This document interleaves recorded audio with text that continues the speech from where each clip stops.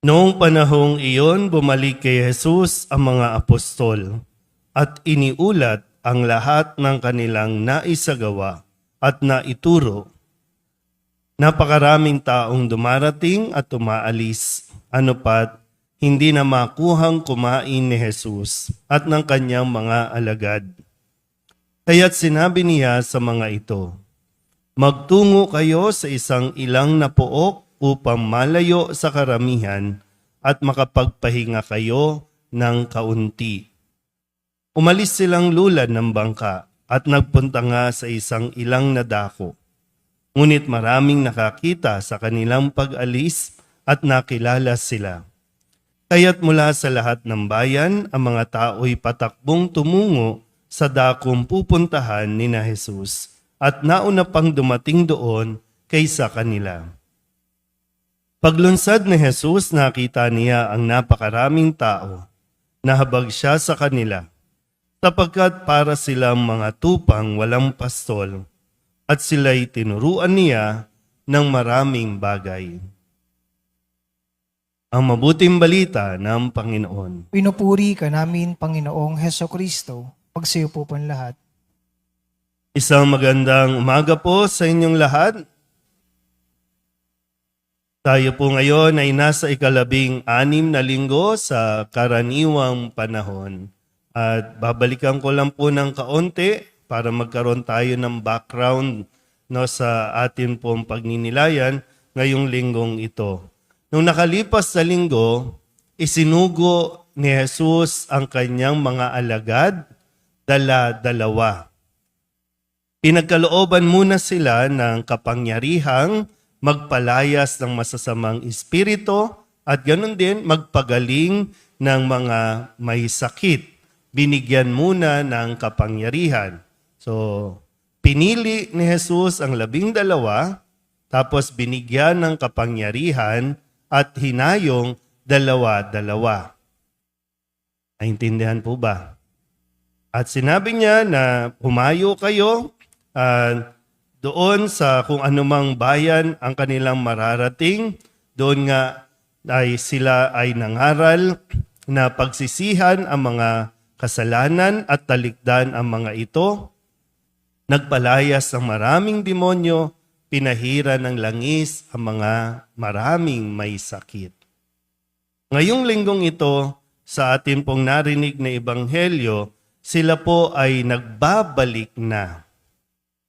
At sa kanilang pagbabalik, tuwang-tuwa sila na inire-report nila yung kanila pong naranasan, yung kanilang mga naisagawa at naituro. Focus dito. Hindi inyo yung nabagsak. Dito. Okay? Uy, dito. Yan. Ulitin ko po, no? Bumalik ang mga alagad kay Jesus, 2-2, at nagkwento ng kanilang mga nagawa at mga naituro. Kumbaga, masaya, no, na nagbabalik at kumbaga merong kagalakan dahil merong fulfillment. Marahil naranasan nila yung pakiramdam na masarap pala yung merong kang natutupad o naisa sa katuparang misyon. At nagawa nila yon dahil sa kanilang pagsunod sa instructions, sa pagsunod sa mga sinabi at habilin ni Jesus. Naalala niyo pa ba kung anong habilin ni Jesus sa mga alagad? Ano ang dadalhin? Anong dadalhin? Ang bihira. Diba sabi tungkod? Yun lang ang dadalhin niyo, tungkod. Tapos sandalyas. Pagkain, damit, pera, wag nyo nang dalhin yan. Kung saan kayo pupunta, may mag-provide niyan. At yun nga nangyari. Naisakatuparan nila ang kanila pong misyon. Ngayon nagbabalik at ito na yung kanilang ibinabalita kay Jesus. Ngayon, kamusta po kayo? Simula na 1 linggo. Kahit 1 linggo lang, kamusta? Saan nyo iginugol ang inyong mga panahon. Saan nyo ginugol yung lakas ninyo, yung isipan ninyo, saan nyo iginugol yan? Kasi sa tuwing matatapos ang misa, pinapaalalahanan tayo ng ating misyon. Sa pagdalo natin sa misa, ito yung sinasabing, deserve ninyo ang magpahinga dahil napagod kayo, dahil meron kayong mga ginawa, deserve ninyo ang magpahinga. Kaya ang pagsisimba ay isang pahinga, regalo ng Diyos. Sabi niya, di ba, pumunta muna kayo sa isang ilang na puok doon, magpahinga muna kayo ng kaunti. Kasi hindi naman natatapos doon. Oh, Lord, tapos na kami. Mission accomplished. Okay na. Tutuloy yan at magtutuloy-tuloy pa yan. Habang tayo ay nabubuhay, hindi matatapos ang ating misyon dito. Pero kailangan natin ng kaunting pahinga. Yung mga magpapahinga, yun yung mga nagbanat ng buto lang. Yung mga magpapahinga, yun yung mga nagtrabaho, nagpagod lang. Pero yung mga tumambay, wala kayong karapatang magpahinga. Sobra na kayo sa pahinga. Kaya dito, okay, tingnan natin. Okay, nagbabalik tayo ngayon dito. Ano ang sasabihin ninyo kay Jesus? Ano ang ire-report ninyo? Meron ko ba ma-ire-report o wala? O may hihingiin lang?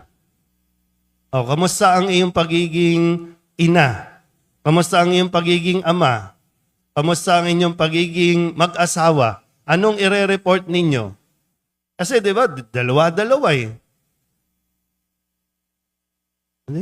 Sige nga. Ay, oo nga, no. Ano nga nangyari? Ano ba nangyari? Sa buong linggong ito, baka puro social media tayo. Sa buong linggong ito, parang wala na. Ano nangyari? Pagkatapos ng Grand Marian Procession ng last Sunday, ano na nangyari? Diba, sa parokya natin, ano na nangyari? Pagkatapos nun, ano nangyari? Wala kayong masagot. Wala. Bagsak.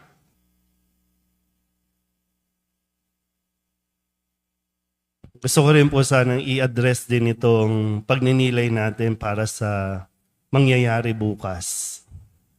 Magre-report kasi bukas. Parang wala na naman kayong kaalam-alam sa nangyayari. State of the Nation address bukas. May SONA tayo bukas. Ano ang sasabihin? Anong ire-report ng ating Pangulo? Ng ating mga leader? Magre-report after 1 year. Kaya nga maganda po, di ba, sa unang pagbasa, sana po mas naiintindihan natin ito. No? Sa unang pagbasa, sa aklat ni Propeta Jeremias, sabi niya, parurusahan ng Panginoon ang mga namumunong walang malasakit sa kanilang mga nasasakupan. At dapat may pakialam tayo dito. Inilagay yan ng Panginoon. Yung mga leader po, mapapangulo man hanggang barangay, mga barangay chairman, gising na. Tanghali na. Madumi na ang barangay, maglinis na.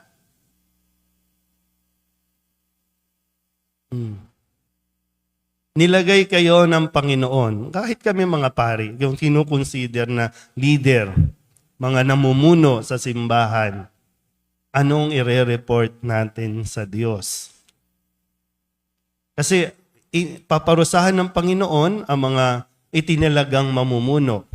So, ang ating mga leader, inukonsider na hindi mo man yan ibinoto, pinili yan ng Panginoon, inilagay yan dyan, iniluklok yan nandyan. Pero ang inaasahan na magiging maayos at ipatutupad ang kanilang panunungkulan nang nakikipag-isa pa rin kay Kristo. Kaya nga, sabi sa ikalawang pagbasa sa sulat ni Apostol San Pablo, manatili tayo nakikipag-isa kay Kristo. Parang di ba kung titinan nyo, no? Dala-dalawa. O yung unity, asa nang unity? Nawala na. Naghiwalay na ang Pangulo at ang Vice Presidente. Ayaw na mag-unite. Anong mangyayari niyan? Kanya-kanya, hiwalay, divided. Anong ire-report? pero yun, no? Sa akala nyo, wala lang, ay, hiwalay ang salita ng Diyos sa gobyerno, hiwalay, hindi eh. Kasi ito ang gabay ng bawat nanunungkulan, simbahan man o gobyerno. Kasi parehong nagtatag niyan ang Panginoon. Ang Panginoon ang naglalagay ng hari. Kaya lang laging gustong humiwalay sa Diyos. Yan, tayo naman, tinan niyo mga mukha ng katabi ninyo, parang inosente. No? Pero parang mga walang alam. No? Ngayon pa nga lang, di ba? Hindi pa natatapos, ngayon pa lang, ayan na. Nagkakampihan na kung sino ang tatakbong mayor sa susunod na taon. Next year pa yan, hindi nga nakakapag-report ngayon kung anong ginagawa. May ginagawa ba? Harap ka na sa Panginoon, anong ire-report mo? Okay pa tayo? Kinig kayo bukas, ha? O ngayon kayo, mga mag-asawa, anong ire-report ninyo sa Panginoon? Yung mga mag-asawa, no? Yung mga pamilya, gustong ayusin ng buong bansa. Gustong ayusin ng barangay. Pero mismong pamilya, hindi maayos. Anong ire-report nyo? Hindi po ito politika, pepektosan ko kayo. No? Inilalagay lang natin kasi sa bawat karanasan natin, merong salita ng Diyos na dapat nagsisilbing gabay natin sa buhay. O, mga mag-asawa, paano kayo aharap sa Diyos? Magkahiwalay na kayo. Kanya-kanyang report. Dapat ginawa niyo yan, dalawa-dalawa, partner. Kung kayo palang partner, bagsak na, kayo palang partner, di na nagkasundo, anong mission ang na-accomplish?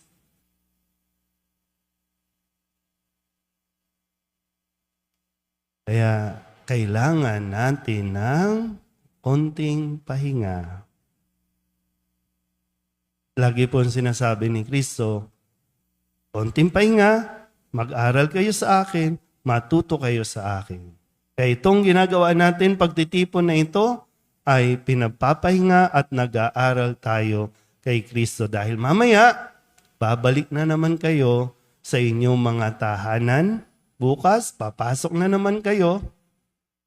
Ano yung inyong natutunan? Mamaya, magluluto na ang mga nanay. Mamaya, tatambay na ba ulit ang mga tatay sa sabungan? Wala naman saklaan dito, no? Mayroon dito mga karera, no? Pag nasa karera, yung ang dami-daming tao dun sa labas, kala mo kung ano, tapos maliit lang yung screen talagang, darani!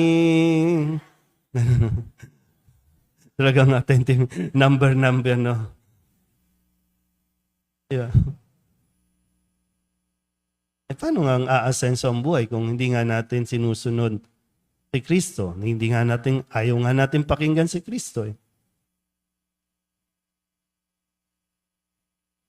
Sana po, no? Tingnan natin at sa buong linggong ito, pagnilayan natin ulit kung paano tayo makatutugon sa mga hamon at misyon na binibigay ni Kristo sa bawat isa sa atin.